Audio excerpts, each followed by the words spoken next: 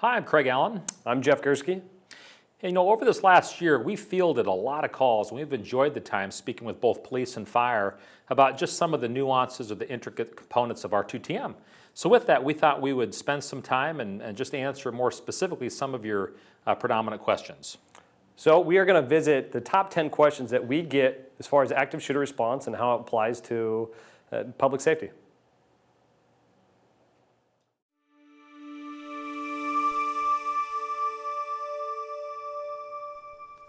No, law enforcement does not do formal triage when we encounter patients during our sweeps. The focus of law enforcement, again, is to do a quick assessment. And quite frankly, look, here's the deal. If they have a bullet hole in them, they need to go to the casualty collection point. We're not going to expect law enforcement to get into understanding the different nuances of triaging and advanced medical care. Our job is to mitigate the threat, lock those quarters down, and get those patients to a CCP. When it comes to hemorrhagic care versus advanced medical training for our law enforcement counterparts, the question we have to ask is, how does this affect our resource allocation? Now, if we have all of our resources, or a lot of them, are law enforcement conducting these advanced medical procedures, what are the other things that we need happening? And then what do we do with all of our EMS resources coming from behind?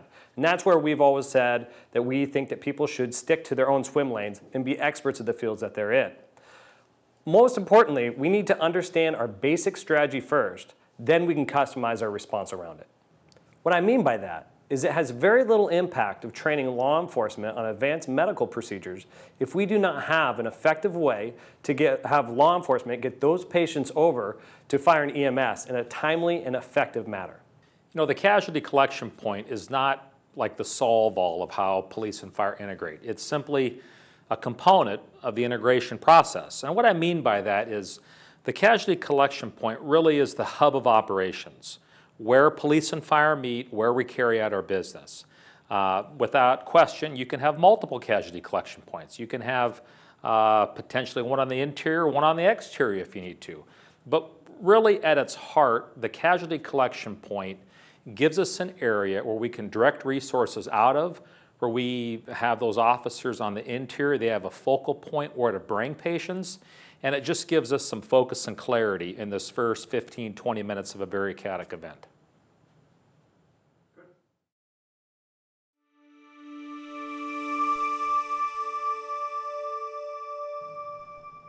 As Craig was saying, you can have multiple CCPs, but we do urge that you should only do it out of need. Creating multiple different layers and multiple different operations in your incident will take time and resources, which will take away from those resources available to mitigate your problem. The CCP should be placed strategically, meaning where on your structure and your geographic areas, where's the greatest place for entrance and egress and security for your fire and EMS personnel, as well as the victims. Okay, you may be asking yourselves, that sounds great on paper, sounds great in this video format, but where do I put that casualty collection point? Let's not make this any harder than it needs to be. Quite frankly, if you look at any structure, even large structures, there's only so many areas that are kind of strategically located, that have good ingress, egress, that are large enough to work within, with the ability to secure, and so forth. We talked about in our previous presentation, foyers, gymnasiums, main entryways, all of those are rather intuitive to set up casualty collection points. We don't expect law enforcement to somehow run around the structure and do some mathematical equation where to put it. Be decisive, grab that territory, call it a casualty collection point, and start pulling patients there, as so long as it's in a position where we can get fire EMS in. But let's talk about this further. This is kind of a two-sided coin. We don't expect you to go out and pre-plan every location in your jurisdiction where to put casualty collection points. But again, let's go back and look at some of the data. Roughly 1/3 of these take place in schools, and out of those schools, predominantly high schools. So now we can look at that population group and probably identify at least primary, secondary, tertiary casualty collection points. Businesses or commercial areas make up the other third. So now we're at 2/3 of what encompass all the active shooters. So there, if you have a large business in your jurisdiction, might not be a bad idea just to kind of say, hey, what's a likely primary, secondary casualty collection point? So who's in charge of the casualty collection point? Again, for law enforcement, you pick that location. Be decisive about grabbing it and locking it down. But ultimately, fire, you control that area. That's your workspace. That's your area to conduct an MCI. It's really that marriage between law enforcement and fire in that location that we believe creates an effective way to get patients in and get them out of there.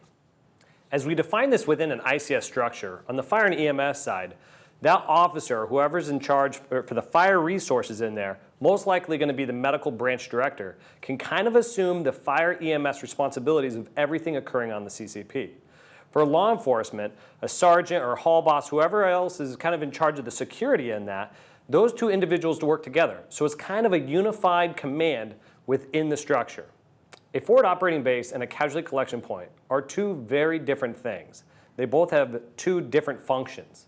It's important to remember, especially as a forward operating base, although it has its great purpose, if that purpose and the activities going on within that do not allow for the operations of a casualty collection point, the two should never be occupying the same space. However, it is possible for that forward operating base, as the incident operations move forward, that we can follow behind, turn that into a casualty collection point, and have both operations on the interior. But let's take this one step further. How does this look for those officers responding on the call of their career?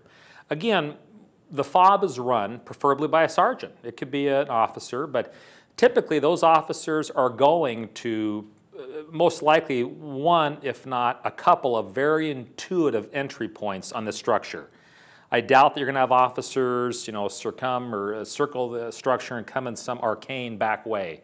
So the point of the FOB is if we can grab that territory, start interior operations, potentially that FOB could grow or it could turn into a casualty collection point because it's already based off of good ingress egress. That's what we mean by the FOB could turn into the CCP, but they are really still two different entities. So think of it this way. The casualty collection point is just a quick connect for law enforcement and fire to get together and start commencing dual operations.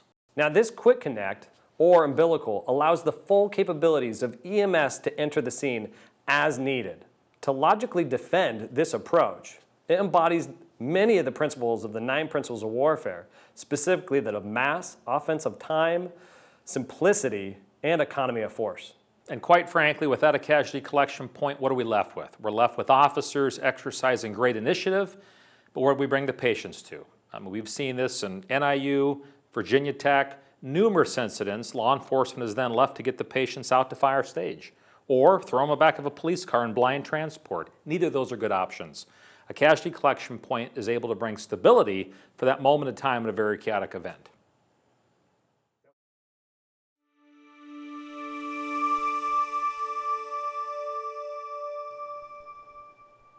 Within any active shooter or any kind of response that requires multiple jurisdictions and various response entities, we need to follow the standard ICS model, which is NIMS.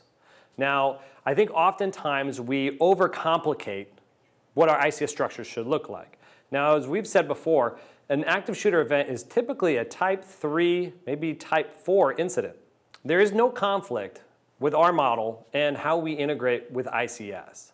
Matter of fact, if we simplify ICS into its root foundation of what it stands for, it is task management. If I was building a piece of furniture here and I had complicated instructions and I needed help, it's just simply asking people to come in and help me so that we can accomplish a task together.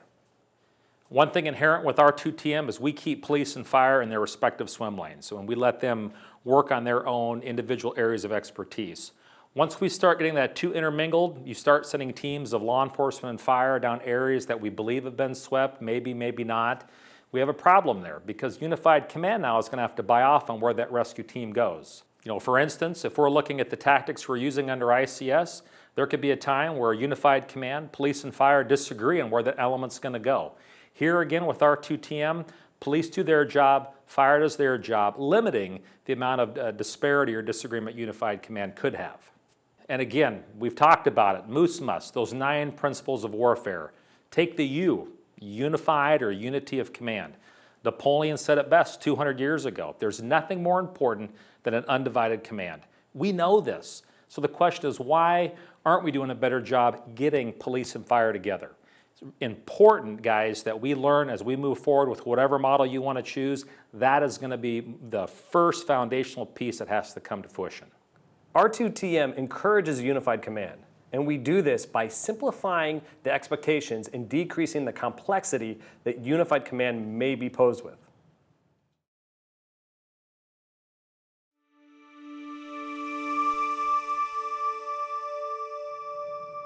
To start off, this model doesn't require any additional equipment, which means it doesn't require any additional equipment costs. It does require a little bit of training, but the training is minimal because it's built upon a foundational response that's simple and something we do every day.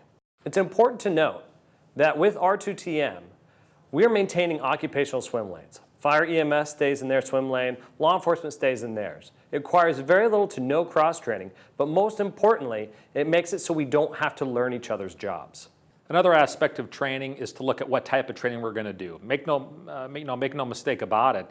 Embarking on getting your police, fire, EMS together is going to be a daunting training task because mainly we got to get everybody through that training. Now to compound that, we want to look at, are we doing more skill acquisition training, aka learning a new specific tactic or technique? That's going to take time, as opposed to what we believe in R2TM is more of just kind of a familiarization of new concepts. And that utilizing those officers and firefighters and skills they already do every day. Just to kind of recap here, because the casualty collection point is secured by law enforcement, we don't feel there's a need for firefighters, to need ballistics gear. We tried that back in 2006 and 2007 and we weren't successful with it. Let's go to some of the law enforcement gear. Guys, I'm with you on this. I like gear and I like doodads. Our patrol cars have some kits in them in terms of additional mega movers and tourniquets and magazines. But let's be clear, the focus on this should not be on gear and equipment, although that can help. The focus here needs to be on how do we integrate. Once we get that figured out, then adding some different tools and so forth can complement that, but that should not be the focus. But let's kind of just close with this. We want to keep the firefighters safe. If a fire department feels the need to have ballistic vests, great. I'm all for PPE. But I just would kind of want to add to that, 70% of all active shooters going back to 1966 do what? What kind of weapons do they have? Rifles. Ballistics vests don't do a lot against rifles. Yes, you can mitigate that with ceramic plates, but I think we might be going a little bit too far down the rabbit hole to expect firefighters to don ballistics gear with ceramic plates to come into a situation and start doing advanced medical treatment, or at least medical treatment on patients.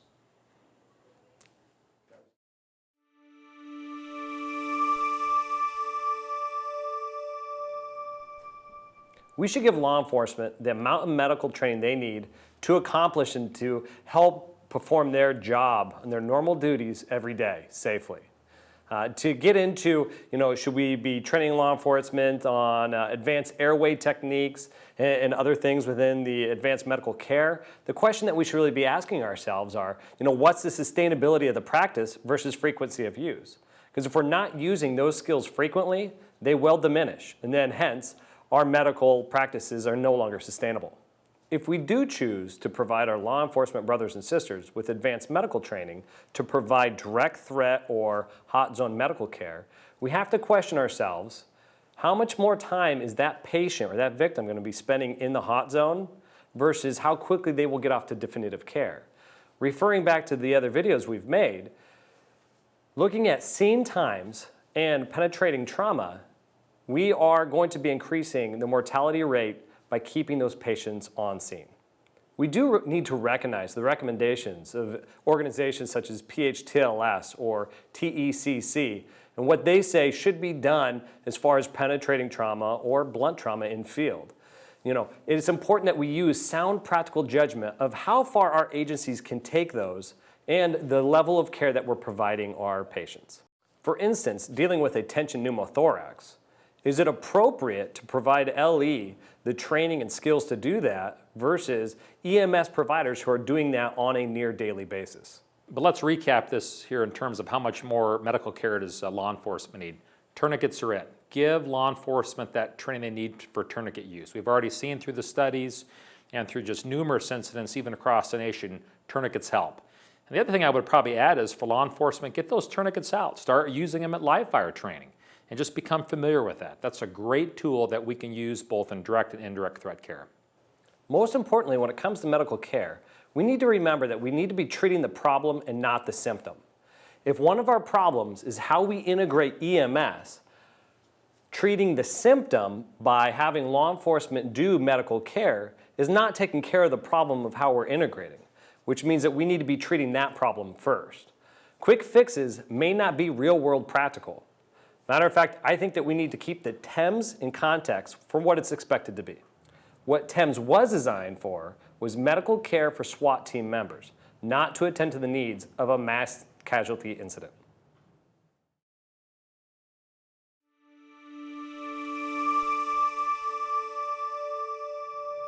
All right, this is a big question. How do we train? And probably one of the more important questions.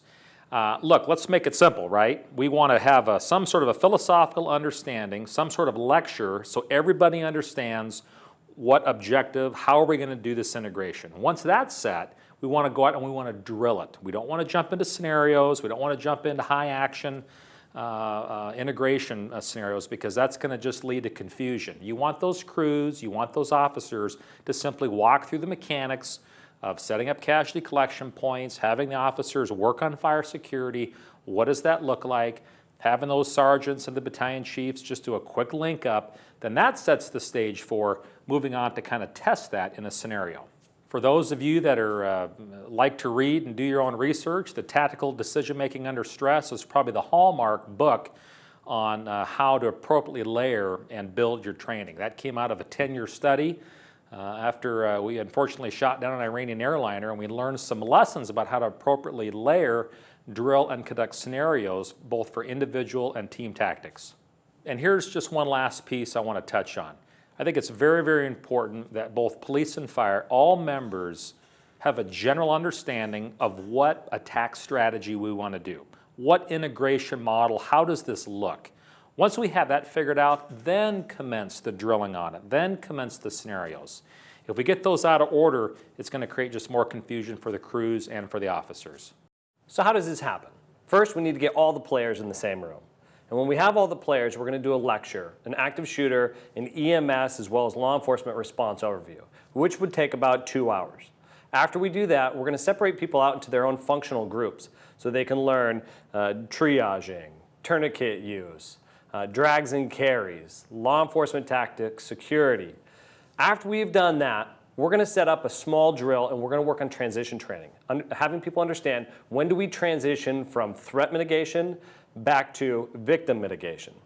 By the time you get to your first scenario, it should only cost you 6 hours per service member to be familiar with the rapid response and treatment model.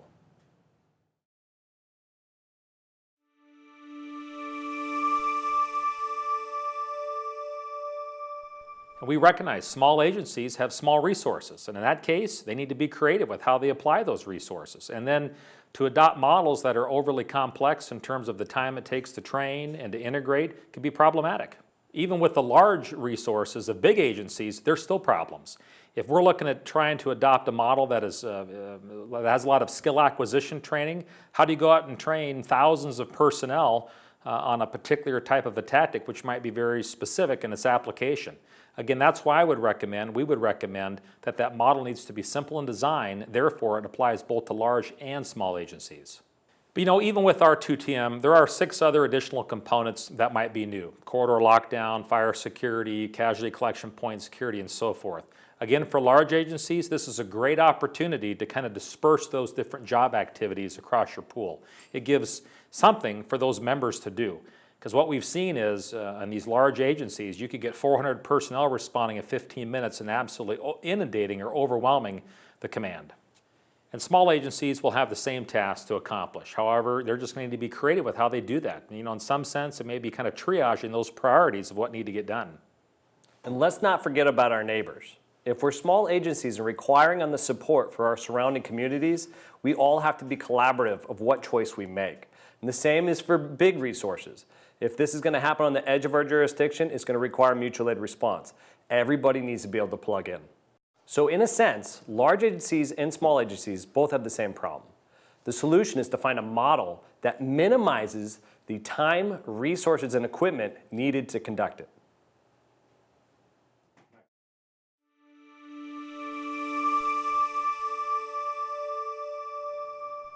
The answer is no.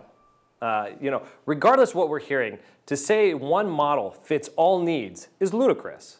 Ultimately, what we need is agencies need to have a model that's customizable based on your agency culture, your capabilities, your sustainability, and your current practices. You know, both Jeff and I recognize there's a lot of good work being done out there across the station on how to integrate police and fire, and we certainly respect that. It's long overdue. Really what we're emphatic about is for those agencies to understand why we're doing it, and not just simply adopting a model because you heard it here, you read it in a magazine, your neighboring jurisdiction might be doing it. You want to make that integration model work for you guys, for your agencies. Again, lastly, if you're a resource poor agency, that could be big or small agency, don't commit to something that could be intensive in terms of time, training, and money. Make it work for your agencies.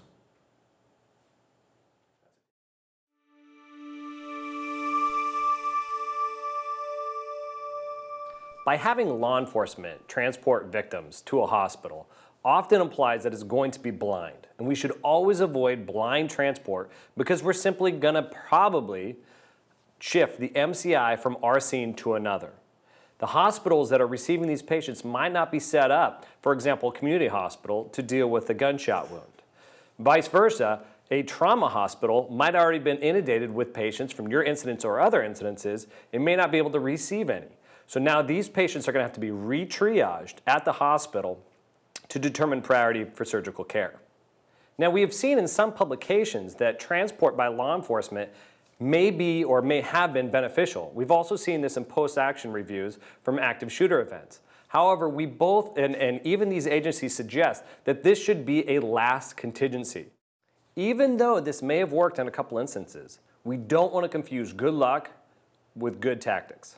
If EMS cannot commit into the scene, it may be a better option for law enforcement to transfer the patients to fire stage rather than to do a blind transport to a hospital. Directly referring to penetrating trauma and blind transport, that situation has cost lives in the past. And the reason being is that the hospitals might not be equipped to handle that, either on capability or patient bed availability.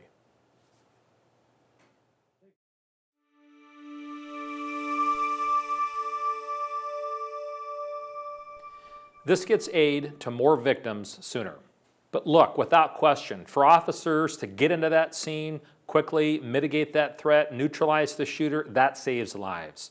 But we cannot forget the back end of that timeline. For those folks that are laying there bleeding, we need to continue that timeline and get those folks to definitive medical care. And certainly we believe the most efficient way to achieve this is to have those law enforcement folks that are already in there. That's an intuitive practice. Bring these people that have been wounded and get them to a casualty collection point.